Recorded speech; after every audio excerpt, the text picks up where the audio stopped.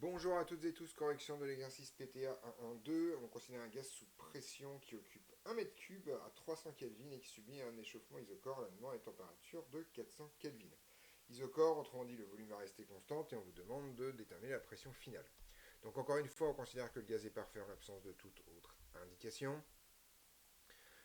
C'est un échauffement isocore, donc on a une isocore plus un gaz parfait. Ça vous implique que le rapport P sur T est conservé, autrement dit que PI-TI est égal à PF-TF.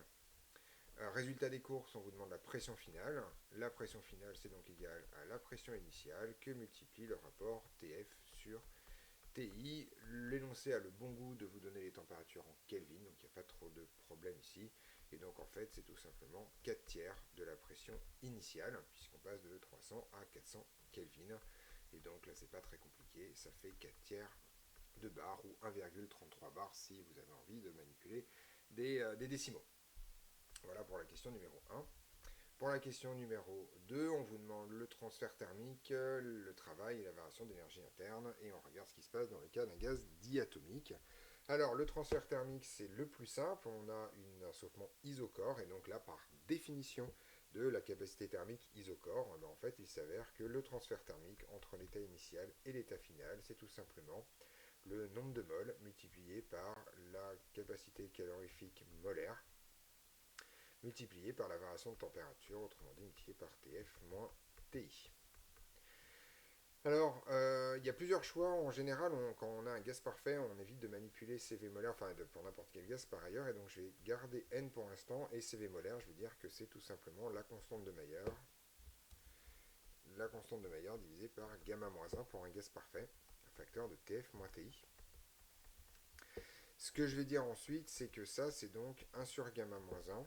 Je n'arrive pas à faire mes traits de fraction correctement aujourd'hui.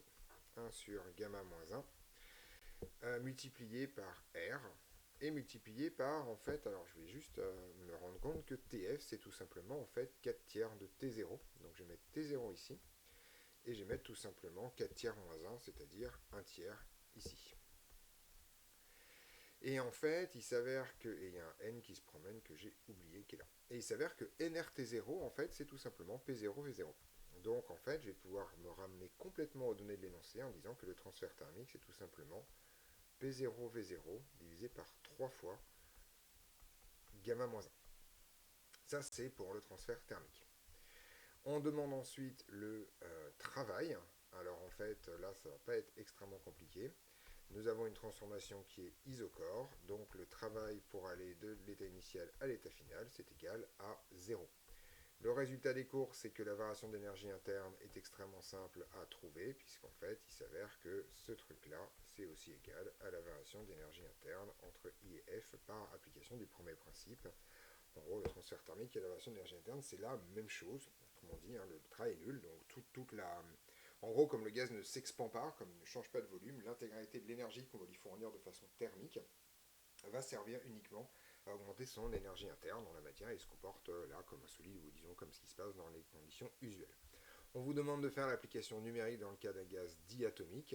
Alors en fait, pour un diatomique, il faut tout simplement se souvenir, alors pour un monoatomique, le gamma vaut 5 tiers, pour un diatomique, en fait, gamma vaut 7 cinquièmes, tout simplement parce que CP vaut 7 demi de R et que CV vaut 5 demi de R, donc gamma vaut 7 cinquièmes.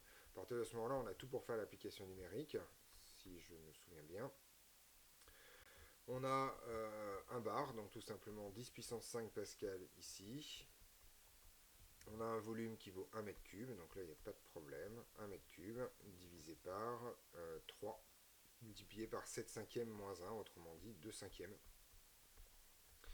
Et donc il n'y a plus qu'à faire le calcul, ça fait donc 1 exposant 5 divisé par 6 et le tout multiplié par 5.